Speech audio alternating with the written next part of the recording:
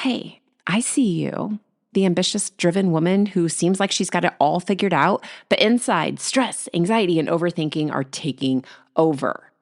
All those big goals and that never ending to do list keep you busy, but your mind, it never stops long enough for you to actually enjoy your life. That's why I created Ambitious Overthinkers Anonymous, AOA. It's a community for high achieving women who are ready to ditch stress and self doubt for confidence and peace of mind.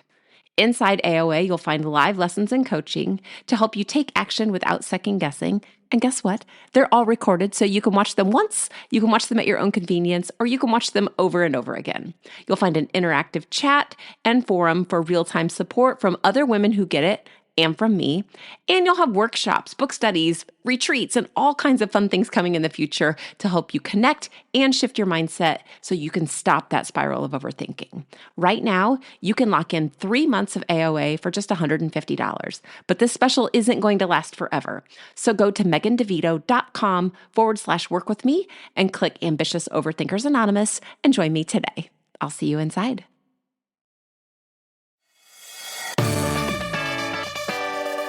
Hey there, welcome to the More Than Anxiety podcast. I'm Megan DeVito, and I help ambitious women break out of the anxiety spiral so they can stop overthinking and actually enjoy life. This podcast is all about real talk, simple shifts, and light bulb moments that'll change the way you think, feel, and show up for yourself and everybody else in your life too. You'll get straight up truth, actionable steps, and the inspiration to finally break free from the stress and second guessing. Let's get to it. Hey everybody, thank you for joining me for this episode of More Than Anxiety. I'm so excited to introduce you to Jen Colombo. I'm going to let her introduce herself and tell you all about what she does with art and how she uses it to help her process emotions and do all kinds of things. So thank you so much for joining me today. Thank you for having me. I am super excited to be here and share this perspective with your audience. And I am an artist, as Megan said, and I am primarily a watercolorist. And I use art. It is one of my most favorite things to do. It nourishes my soul, but it is also a really beautiful way for me to process emotions. The act of creating in and of itself for me is super healing. And in addition to that, I have used art as a way to work through limiting beliefs, to move through emotions, to process emotions. And that is its own practice that looks very different than the artwork that people see me actually share. This is going to be so good. And I know that there's people listening right now. They're like, wait a second, I'm not really very creative. I don't really do art. So before we even go into that, do not turn the podcast off. Just hang tight for a minute. What would you tell those people who are like, but I don't know how to paint? Yes. Okay. So first of all, this is great. Like Megan said, don't turn the podcast off because I got you. So first of all, I'm going to start with the idea of I'm not creative because a lot of people come to me with that. And I believe we are all creative and we are creative every single day. It just comes out in different ways. We tend to think of it being more like a visual performing or music, art, or writing, but that's not true. We're creative when we're gardening, when we're cooking. If you have kids and you're making up games, even if you're one of those organized people, oh my gosh, you are creative. So with that being said, I ask you just for these few moments to let go of the idea of not being creative or not being an artist, because you don't have to be a painter. You can use crayons, you can use markers, you can have whatever it is that you have on your desk to do these very simple activities and processes. And I use this all the time myself. And that is not what people see me share. That is not my actual artwork that is shown. I like to think of this as, for those of you who love to journal, it's like journaling where you don't worry about grammar, spelling. If your handwriting is like, oh my gosh, I can't even read that because you're going so fast. Same idea, except instead of journaling, use art supplies, which can be anything you have around the house. I love this. And there's going to be a demonstration towards the end of something you can actually do. So if you hang tight, even if you think you're not creative, you'll still get a way that you can figure out that okay, I was wrong. You really can be. So we're going to do a technique. So how did you, so art, I'm assuming that art was always a thing for you, or did you learn later on that you were good at art? Like, how did this work? So I've always been creative. I've always been an artist. One of my favorite things to play with as a child was arts and crafts supplies. Hmm. So it has been something that has always been part of my life. Later on, when I went to high school, you could take art as one of the electives, and it wasn't just like this little thing that was kind of disregarded to the side as just like, oh, it's just something to do. It was actual like really amazing art classes. That is actually where I learned how to professionally watercolor later on in high So school. cool. So it's always been something that has been part of me, drawing and painting. It's sort of in my family line as well. And it's just really, truly a love and something that just makes my heart and soul just absolutely sing. And what happened later on in life is I did not originally go on to be an artist. I wasn't really sure what to do with it. It was like this is like my fun thing, but I don't really get Hmm. how to do this as a career. I wound up going to college eventually. I switched majors. I wound up going and I had my bachelor's of fine arts actually in theatrical scenery design. And I worked in the entertainment business for many years. And when I left the business to do something completely, completely different, not creative at all, was getting these nudges to go back to creating and to go back to painting. And I did not listen. So, by the way, this is another tip. If you hear some nudges and whispers, you might want to listen because if you don't listen Yeah. right away, they get louder until you Just listen. give in because you know that you're pushing it. Oh, there's a lot of us that have been there for that one, but yes. Yep, yep. So I ignored and I ignored until I finally got the shove so hard. I was like, I can't. Okay, fine. Right. And what I decided to do was because I had been in a creative field and not in a creative field, but I didn't really have my own painting practice for that period of time. That sort of went to the wayside. Hmm. And I was like, I'm going to take a beginner watercolor class at like the local, adult continuing ed. Just, I'm probably rusty, all that stuff. So I went and wanted to do it for just, I wanted to be in a group of people for fun, joy, all of that stuff, never Hmm. anticipating what was going to unfold. And I went and sat in class and I got the nudge again of like, you're not following any of the assignments. And I was like, oh gosh, this is like a rule follower. I'm a rule follower.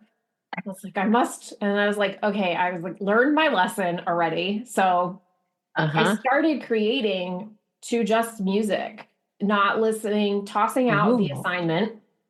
And I was allowing the music to guide me. So whatever I was listening to would guide what colors I picked up, how I was playing with the paint, what shapes I made, what movement I made, which of course music is also tied into emotions, right? We can listen to all different Right. kinds of music to it will evoke emotions, but also if you're like, oh, I want to really tap into this, you can go put on a really sad song if you need to cry. If you need to like bump it up, you can put on a song that's like cheerful, or if you need to Mhm. chill out, you can put on calming music. So wait, do you want to add to that?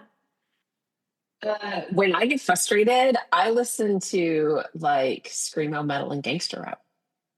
Yeah, love this. Yeah. So Like I will just like let me go in my car and drive and scream and do all the things. And yeah, you're right. Like music is such, and it's one of those things that, I think that so often our emotions are tied to our senses, right? I mean, we smell something and it reminds me of when we were a little kid and we were at our grandparents' house or whatever that smell is for you. But the same is true for music and for the things like, and for art. So right. music, I love it. I love where you're going with this, like tying in music to Yeah. your And creativity. Okay. yeah, and I started developing this. There were probably people teaching this. I just had no idea or to go look for this. And it clearly was not my journey. My journey was to unfold and discover this for myself. Mm-hmm. Around the same time, I had started also meditating and Mm. noticed what happened was When I would meditate, I would see an image and it would influence my work. Like sometimes I would get a strong nudge to paint it. And then what started happening is every time I went to sit down to paint, especially if I had music in, and specifically more like calming, spa-like music, meditation music, I started to find that the actual creation process became a form of meditation for me as well. I love that. And as I was doing more like inner work and personal growth work and everything, and learning about different emotions and emotional regulation and all of the different tools that you could use to support and help you through that, I started tying my art practice into it. So, That's incredible. yeah. Yeah. So when I wanted to express emotion or release emotion, or I wasn't 100% sure exactly what I was feeling because things were jumbled up, I would literally just grab my little art journal and a box of crayons or colored pencils. This is where I was talking about, like, this is not always about using professional stuff.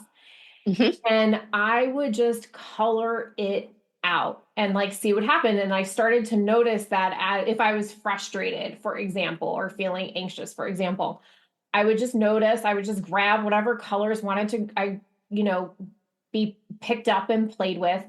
And I would notice the tension I was feeling like in my body, like as I was holding the crayon, right? The tension would start to release. And then I would get to a point where I was like, oh, I feel complete with this. And sometimes I chose to write about it, and sometimes like that was it. And it was okay, move on.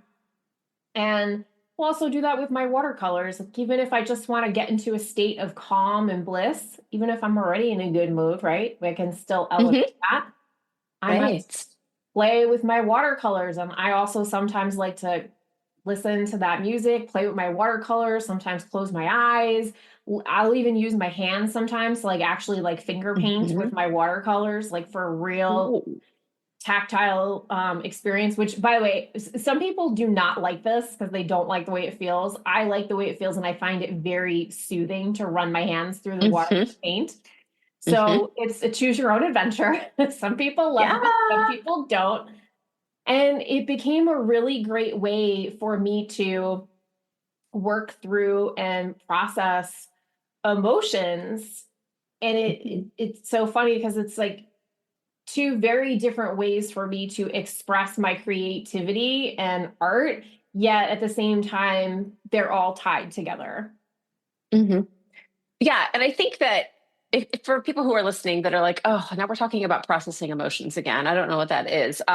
Don't overthink this. Okay, Yeah. so processing emotions doesn't. There's no special technique. There's no right or wrong way to do this. You know, some people will tell you that they run. Like my sister-in-law would say, when I get angry, when I get sad, when I get anything else, I run, and that helps her not try to take those emotions and shove them away and forget about them. Really, the whole idea of processing emotions is feeling whatever it is that you feel and letting it be there. Now, if you are one of those people that is completely incapacitated by your emotions, where it's like, I cannot handle this horrible feeling, this is a technique that you can do to allow you to say, yeah, I'm not going to push this away. I mean, whether it's grief or it's anger or it's sadness or fear or whatever that emotion is, the more you try to shove it into that box, the stronger it's going to get because you haven't done anything to allow whatever it is that happened that caused that emotion, the thoughts that you have, whatever's going on, you're not letting it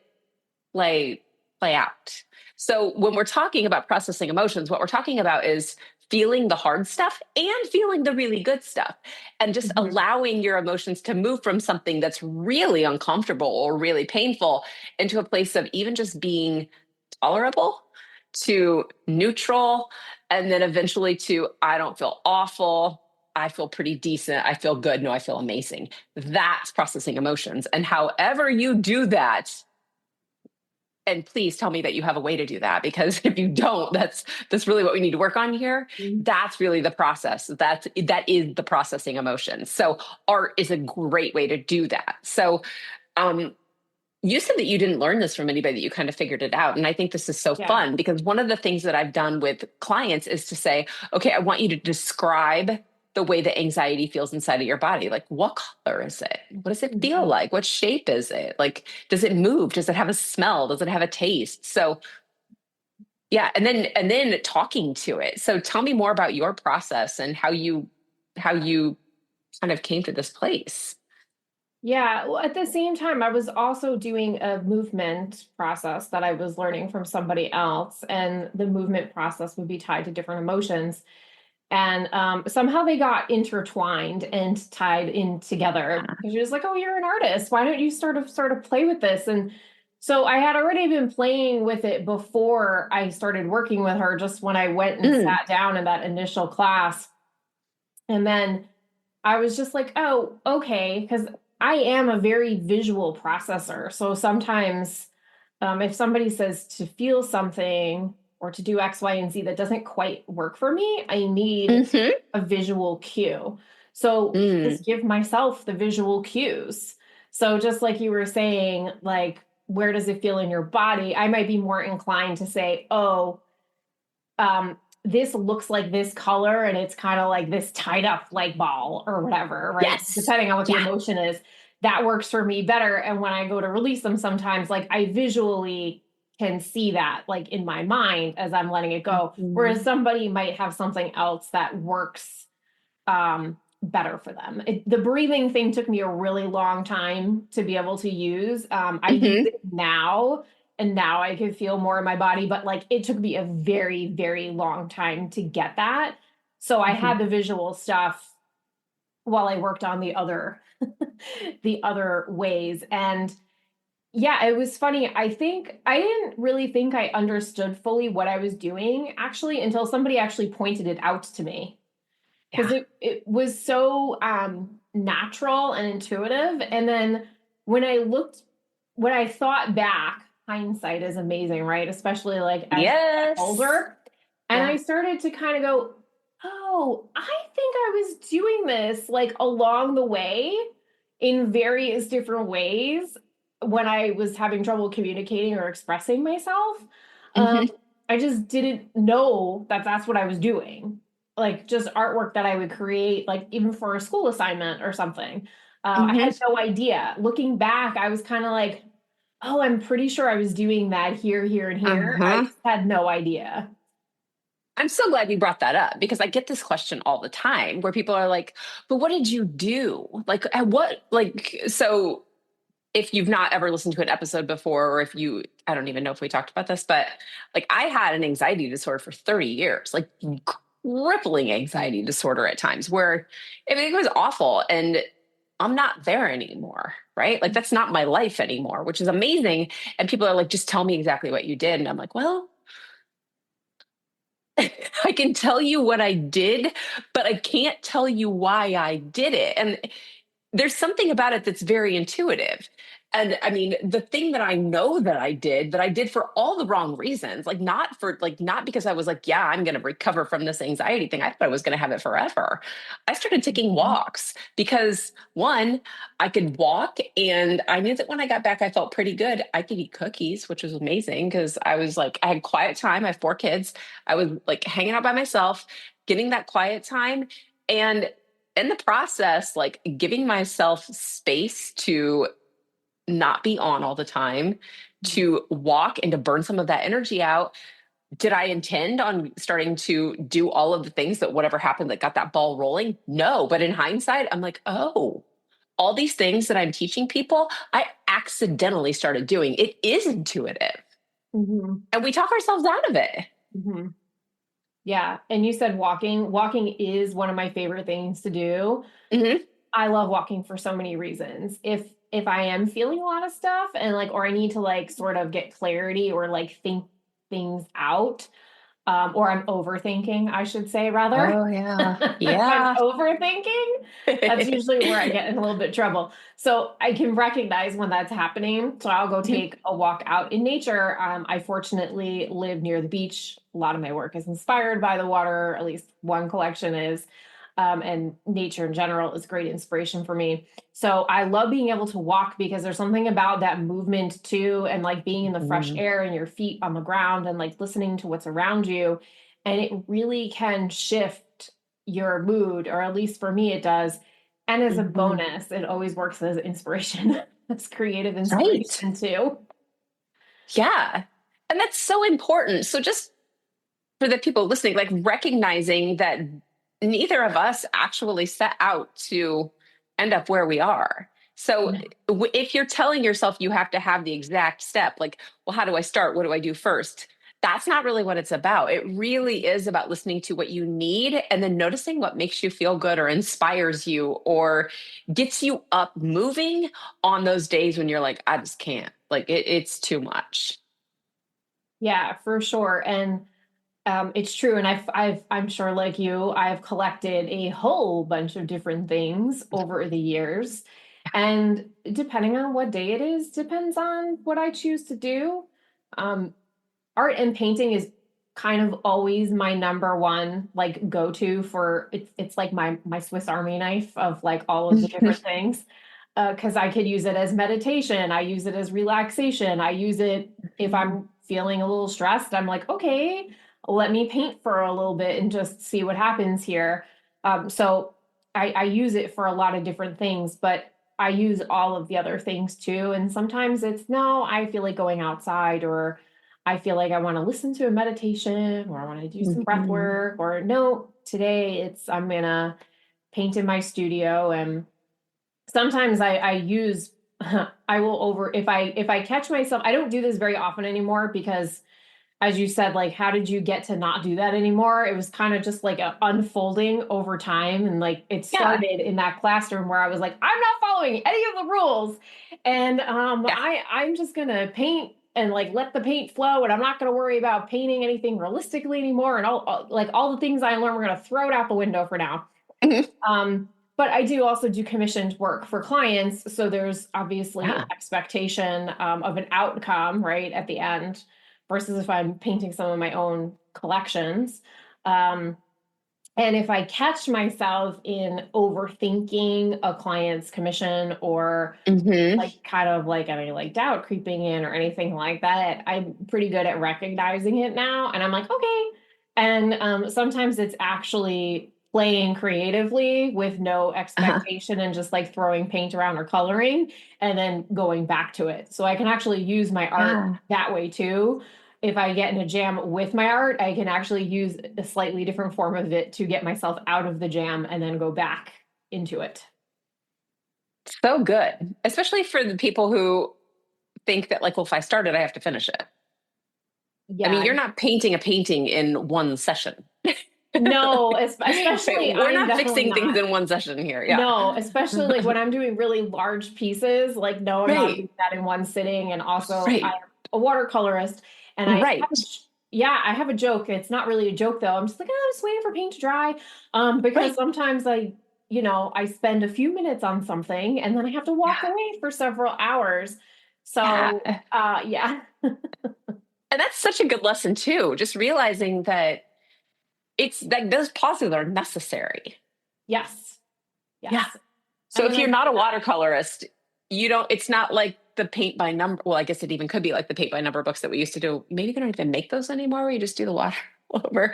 It's not a one and done thing. Like there are no. layers there and it has to bleed in the right spot and then stop. And Yes. And, I think this also took me a long time to do, but I feel like this might be very helpful for the audience. Mhm. Several weeks ago, I was on a co working thing, and I happened to be working on a painting during this co working session. And at the end, somebody said to me, ooh, what happens if you make a mistake? And I was like, oh, No. fascinating. Because, like, I haven't really thought about this in a very long time. Because, again, Right. done all of this work to get to a very different place. And I said to her, I don't worry about it. I was like, the worst thing that happens is if I make a mistake, there's a possibility that I can correct it. Watercolor is Mhm. significantly harder to correct a mistake than if you were doing acrylic paint, which I also occasionally do sometimes. I could paint over it. Can't necessarily do that here. So I said to her, I said, well, I said, the worst thing that happens is it goes in the trash can and I just start again. And she was Yeah. like, oh. And I was like, yeah, I was like, I don't worry about any of that Uh, stuff anymore. I was like, I used to like yeah. worry about the outcome and like forcing it. And I was like, and what I discovered by just allowing myself to play, just allowing myself to be, I really learned to surrender and let go to the process. And sometimes it goes amazingly well. And every once in a while, like, 'cause I've been watercoloring for a really long time, but I do make mistakes now and again still. Like, it does happen. This happened a couple weeks ago. I Mhm. wasn't happy with how something was looking, and I probably could have forced through it. And I decided, nope, it's going in the trash. I'm just going to start again. Like, no big Yeah. deal. And that took me a really long time to get to that point too, with being okay with it's okay to not have the outcome, and like you just start again. And I'm like, oh, big deal. I paint more. Yeah. How great though that there's like zero judgment in your voice with that. You're like, whatever, I just throw in the trash and start again. And some Yeah. people are like, oh my God, see, I always mess up. I just can't do this. And then it's not about, I mean, this is something that comes up, whether it's like I have to be perfect or I don't want people to judge me if I do it wrong or whatever your thought process Yeah. is. There's a lot of freedom in that. Yeah. And like, whatever, okay, well, I messed up. And not Yeah. judging yourself, not judging whatever your ability or anything else, just saying like, well, you know what, that was a thing. Yeah. And It's honestly, such an sometimes important lesson. it's, even if that does happen, I learn from it, because when I paint different collections, like, yes, I have a very good handle now on the medium because I've been doing it Hmm. for a long time. But if I purchase a different kind of paper, or if I even a different brand of paint, and even all the different paints can sometimes work a little differently. Mm, If I'm using new stuff or I'm starting a new collection, I may not 100% know how to go about doing it. So I yeah. choose to be in an experiment phase. And I'm like, okay, I'm going to try these materials. Let me see oh, okay, you know what? Like, I tried this paper and this paper. I like the results better with this paper. And then I go on to do the thing. So I feel like that's also really important too, this decision, and to be like, I'm experimenting here, I'm exploring right here, and I'm going Mhm. to see what happens, and then I'm going to move on from there. That's so good. Yes. And watercolor is, I mean, you have to be willing to let go of control. Yes, you do. Do not, like, if you're going in there, like, I'm going to make this straight line. No, Yeah. you're probably not. It Yeah. is a different kind of medium. And it is one of those Yeah. things where you have to be willing to be like, let's just, I think play, like what you said with play, Mhm. it's such an important thing.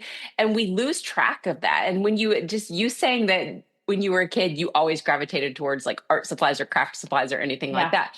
But thinking about what you loved as a kid and realizing that it wasn't, I mean, even if you played Office, like, which Hmm. is still creative play, like you're still pretending Totally. like you're in an office or anything else. Like, what did you love about it? Was it because you had all these cool supplies in front of you? Was it you just liked the supplies because that was me? Or was it that you liked being in charge? Or going back to that idea of what you played as a kid, whether it was sports or art or anything else, is so important.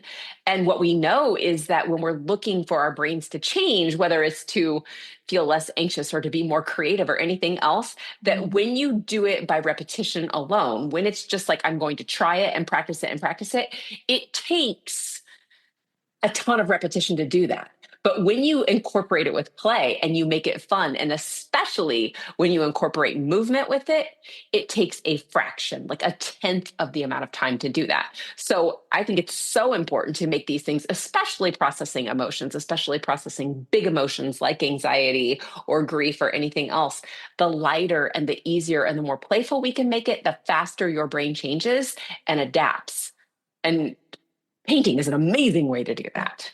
Yeah, and you just reminded me of something else too. Sometimes I have also found that I'm doing other things, whether it was a Mm. meditation session or some sort of energy session or movement session, or there's something I've discovered about, like, oh, I really want to remember this. Like, this is what Hmm. I'm shifting into. This is what I really want to remember. Sometimes I will do this practice just to create a visual, to sort of add an extra layer to what's already been done, sort of like elevating and sort of sealing the deal. Yeah, And even above my desk, I have work that I don't necessarily show people. That's not what it's for. They're just yeah, visual reminders of certain things for me. So one that's is so to like good. remember to be in the present moment. and I have other ones as well, but I like to have those visual cues because like I said, like I am I'm very visual Hmm. learner. And that's very helpful to me. So, Hmm. that's another thing that people could do too. And it doesn't have to be, again, it doesn't have to be this amazing thing that's meant to hang in a gallery or museum. Some of my Right. favorite things that are reminders are like scribbles. Like I would never look to sell that or anything. Like that's not what its purpose is. Yeah. And that's so good. And for people who aren't visual learners, um, like an old teacher trick for me was always when I was teaching high school, and I went through this period where I changed my teaching style a lot, but I had this group where we did a lot of doodle journaling, where I was Mhm. like, I do not care how you do this, you get graded on your notes. And I always really graded on notes for probably up until COVID. Everything was like, your notes are your grade. And if my goal is for you to remember this concept, I want you to use crayons, markers, colored pencils, anything you've got. I want you, if we're talking about the Revolutionary War and you want to draw it out with like little soldiers fighting, and then write like draw a hill and write Bunker Hill. I don't care how you do it, but the more that you can integrate those colors and pictures in there, Mhm. and even if you make like you can draw sounds, like if guns are shooting, you can draw little bullets or anything else, whatever it is that you want to remember. It's so good to be able to connect all of those different ways, and especially writing it down. I think that so many times we think we're going to remember something, so we put it in our notes app and then we get frustrated with ourselves. That's not going to do it for you. You have to. This is why I'm such a fan of paper and pencil. And I realize that Same. makes me old, but I don't care. Write it down, because that process of writing it and moving it, it's different than typing it in your computer and putting it away. It actually connects everything. If you are an auditory learner like I am, music, my friends, like tie it to a song. Like your memories are tied to songs. Like I can tell you, I have more auditory memories, like songs that are connected or memories that are connected to songs, than I do visual memories. I'm very much I think that's probably why for me maybe the breath work works better, or the because I listen to it. But for visual learners, yes, get the pictures, do the drawings, do all that. And if you're not, if you're an auditory learner, tie it to music. If you are a kinesthetic like a learner, tie it to emotion, tie it to a game, tie it to bouncing on your toes. You guys can make this work for you. And when you put all of those things together, because even if you are a visual learner, you still are using your other senses. If you are still an auditory learner, having that visual tied to the music is incredible. This is going to help you remember things, but it's also going to pull in all of those things to help you process emotions more quickly. So do it all. But don't worry about doing it right, because there is no right or wrong way for any of this. We're just Mm. figuring it out. I love that. I'm like, I wish Yeah. she was my teacher when I was in grade school. But I am also, like you said too, this is probably dating myself as well, but like I am 100% old school. I like pen and paper. I like writing out my lists. I like checking. Mm-hmm. I still use a paper planner. Like I don't use like I have the digital. Yeah, exactly. I got mine right next to me too. I have a digital calendar because sometimes like meetings pop up in there and like I need the Great. links or whatever. But like Yeah. even if I do that, it also goes in my Oh, yeah. old school planner. I like being Mm-hmm. able to see the entire week. Mm-hmm. And half the time I don't even need to look at it because once I write it down, I tend to remember unless there's like a million Mm-hmm. things that are going on. So I love writing as well. Like that is really key to me, which I guess isn't really a surprise considering I like drawing and painting. I love the writing Yeah. aspects too. It really is. And you know what? I mean, not to go on a side tangent here, but I tried really, really hard to move everything onto Notion or to Google Docs, and I couldn't do it. Yeah. Like I wanted to be that person. I like put the app on my phone, I did the things, and I couldn't remember anything. Like I would make a grocery list or I would make a to-do list on Notion, and I couldn't remember anything that I put in there. But if I write it on a piece of paper, I could actually picture it in my head better. And I was like, oh, I know what's on the list. I don't have to worry about that. But you're Mhm. right. I mean, don't be afraid to go old school, kids. Like we know what we're doing. Trust us on this. So yeah. So tell us more. I know that you said that you had like a quick demonstration or an activity that you were going to Yeah. teach people to process emotions. Let's Yeah, so this play. is really simple. And this can be like if you want to process emotion.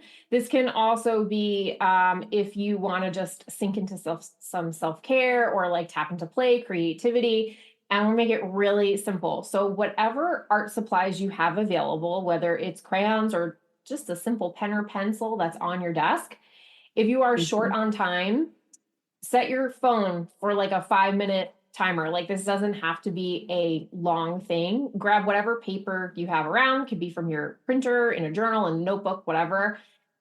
I recommend putting on music depending on what it is that you are going for. I tend to have Mhm. usually like more ambient, like forest like music going on in my studio when I'm working. But if you want to work on something else, you might want to pick something else. So just pop on a piece of music and then just honestly let go. Try to see if you can let go of any expectation of this is going to be something because it's not. I'm giving you 5 minutes to do this. It's going to be Mhm. the old school scribble doodles for those of us that used to have the phone attached to the wall and you used to like draw on notebooks while you were on the phone. That's what we're talking about. Um, for the kids these days, it's probably you're doodling on your iPad, maybe.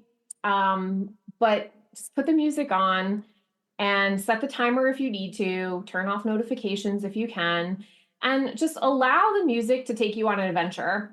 And just see if you notice if you have colors with you, see what colors you're gravitating towards. Um, See if you notice like how you're holding what you're drawing with your pen, your pencil, your crayon. Like, notice, is it really tight? One of the other things you can notice is this is a big one. This is one for me too. I always catch myself in this one. Um, are you moving too fast? Are you rushing? Even if the song is Yeah. slow? Yeah, yeah, I have that one five comes minutes. up like I'd say that Yeah. comes up Are you 90% gritting of your the time teeth? Yeah. with Relax your jaw. anybody. Yeah, anytime I do this with people, I'd say like 90 to 95% of the time that comes up. And that, by the way, that's okay. That's just a notice that and go, oh, wait a minute, hold on. Can I like slow down a little bit? Am I going way faster than music? Can I Mm. take this down a notch and see like, ooh, where am I rushing in life? I do that all the time. This is like my big thing that Mhm. trying to slow down Yeah. and just see if you can notice and like have a good time and notice like all of a sudden most people wind up feeling very relaxed when they do this. I guess it depends on what you're going for, but usually people are more in the self-care camp and like looking to be creative and playful or like tap into Right. some calm energy. So just notice. And if you're like really feeling frustrated, you're not going to go from frustrated to like joy all the way up at the top, but just notice like with some of that frustration alleviated. Like, did you bump up Mhm. a little bit like Megan was talking about in the beginning of the podcast? Mhm. Um, and this is really about like keep it really, really simple. And I will just like to add, this is a good time to add, I am like a creative guide when I do this. I am not an art therapist. This can be very therapeutic in nature, but like Mhm. art therapy is actually a completely different thing. So Yes. people get confused, which is why I'm bringing it up. And, art therapists might like you might, if you're working with an art therapist, you might analyze more about like what's Yeah. going on here or whatever. That's not what I guide because that's not what I do. I'm Mhm. also not trained in any of that, but this practice can be very therapeutic in nature. And if you are already Mhm. using practices to, get to calm or like move through some emotions or process emotions, you could use this one as a tag on too, Mhm. which is something I've done many times over. Yeah. And I can't remember the episode number, but I did do an episode with an art therapist probably over a year ago now. Her name is Thule Wolf. She lives in Berlin, actually. But I do think this is a great addition to that because therapy is amazing, but not everybody needs therapy. Mhm. Right? Like, I don't think that's the thing. And knowing that you have the power to do this in your house without having to connect with a therapist. I mean, if you have some things and you need therapy for sure, and you're into art, go that route. But if you're like, look, I just need to calm down, or I'm so angry, I just need to work through something, you guys can do this without a Yeah. therapist. And art is an amazing way to do it. And I love that you mentioned, notice how tight you're gripping your pen, because I could always tell when my students were stressed out because Yes. they would write so dark and they would, Is your hand tired after you colored that picture? You might want to ease up. And if you are gritting your teeth and you are scribbling because you have to get on to the next thing, oh my, how Yeah. slow can you color? This is a challenge that who did I talk to recently? Someone. And they were talking about how they had so much to do and how they always felt like they were behind. And I was like, my challenge Mhm. to you this week is to see how slowly you can brush your teeth. Painfully, one tooth at a time. How slow can you go? It's hard, I but love this that. is a great way to practice it. Like, how slow can I color? Yep. And if you really need help with that, put on slow music. I know I kind of like I gave you Yeah, guys yeah. all a whole bunch of stuff in one, depending on like how you want to use it. But essentially, few minutes, put on music, see what happens, observe what happens. Sometimes I like to Mm. journal after I do that. Sometimes, like I said, I feel complete. And if you're really like, oh, if a blank page you find to be way too intimidating and you're not ready for that, um, you could also color in like children or adult coloring books, which I totally do because Ah. I use it as a way to totally chill out and just Mhm. decompress. So if that is more your avenue first, I say go for it. People Yeah. originally are like, wait, you color in coloring books? Because they're like, but you're an artist, like you draw, you paint. And I'm like, yeah, but like it's already there. And I'm just Right. coloring. It's just fun. Like I'm just, just doing my Yeah. thing. It's very calming and very like it just puts you into instant chill, or at least me, it Mhm. does. Yeah, and I think that you're right about the blank page thing, right? For some people, that's really overwhelming. So get on the internet and type in like printable coloring pages. I used to do this when my kids were little all the time because they wanted a million different things. But you can find, like, if you're my age and you're like, I just wish I could color a picture of strawberry shortcake or Care Bears, go. There's a million of them out there, like Yep. old 1980s coloring pictures.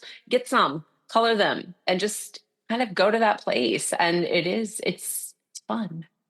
Yeah. And your inner child would be very happy. Like Right. I said, And I you have can paint people. those pictures too. Get those watercolor paints out, like the little tray that you got in elementary school. Yep. Paint them. Which, by the So way, I fun. have those because if I Yeah. teach in person, that's what I bring. And I use that still in my studio. I don't use Yeah.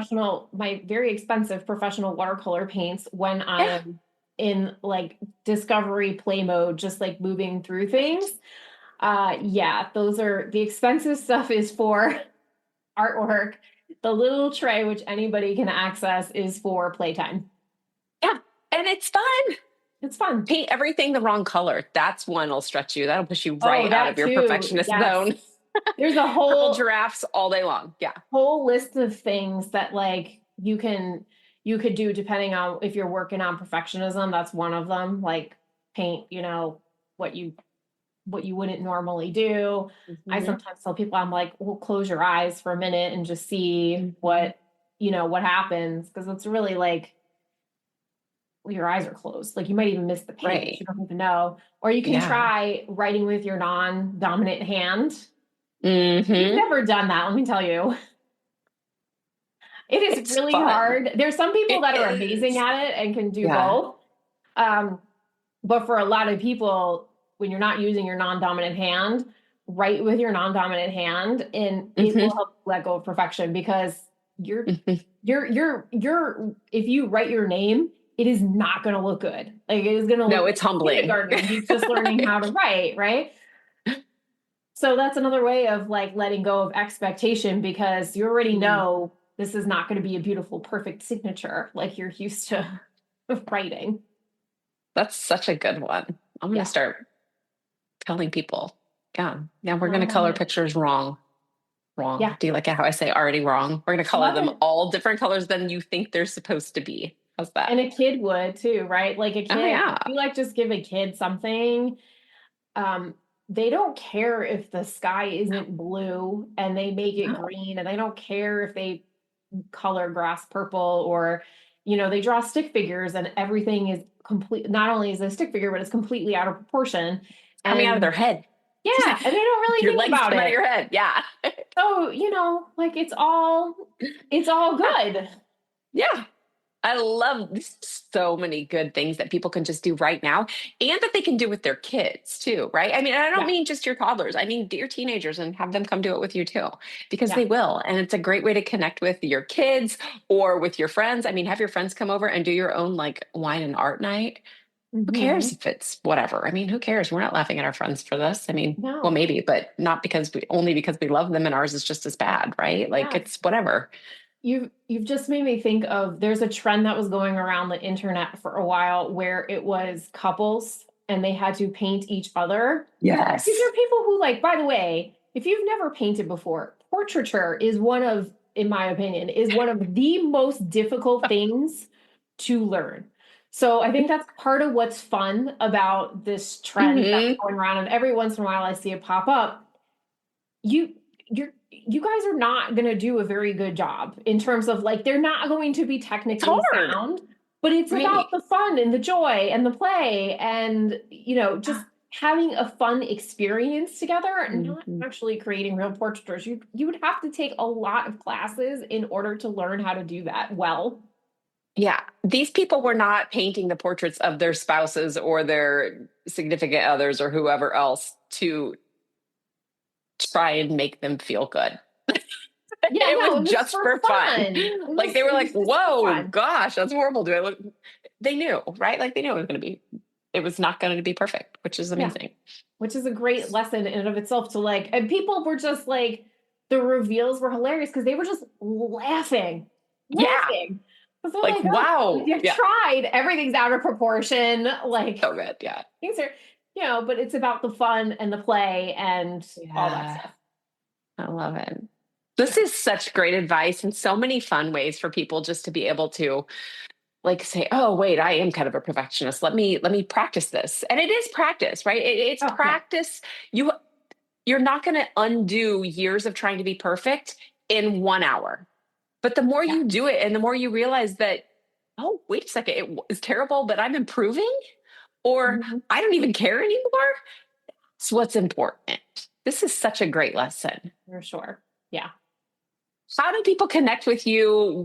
Tell us more. Where do we find you? How do we connect? Yeah, so you can find me on my website, which is jencolombo.com, which I'm sure we're going Mhm. to drop in the show notes, Yes, we in case are. no one spells my last name correctly. And the best place to find me if you want to even get some mindful stuff. I'm always posting mindful stuff and like even Mm, breathing stuff, like with my artwork yeah. as the backdrop. On Instagram, that's usually where I hang out, and my handle is Jen Fay Art. If you're curious about working with me with creative explorations, I will have that link dropped for you too separately. So Thank you. Thank you. Yes, they will all be in the show notes and I will make sure to tag you and everything. And yeah, this is just such great. Like, I think that play is so important. It is really difficult to feel anxious and to feel stressed when you're playing and yes. when you let yourself have fun. And that's kind of my whole thing with coaching. Like, let's make it fun. If it's not fun, it's just going to stress you out more. And this is such a great way to combat that. Thank you for sharing this. You're so welcome. Thank you for having me. Hey there. Before you go, I just want to say thanks for hanging out with me on More Than Anxiety. If you enjoyed this episode, be sure to subscribe and leave a review so that other people can find it too. And if you're ready to quiet your mind, stop overthinking, and actually enjoy your life, there are 2 ways I can help. 1, I have a group called Ambitious Overthinkers Anonymous. It's my monthly coaching community where you'll get live coaching, real talk, and a super supportive crew who get it. And the second way is through one-on-one coaching. So if you're ready for a deep, personalized support to help you feel calm, confident, and in control, head over there. You can find both of these places in the show notes. Just click the link and let's talk.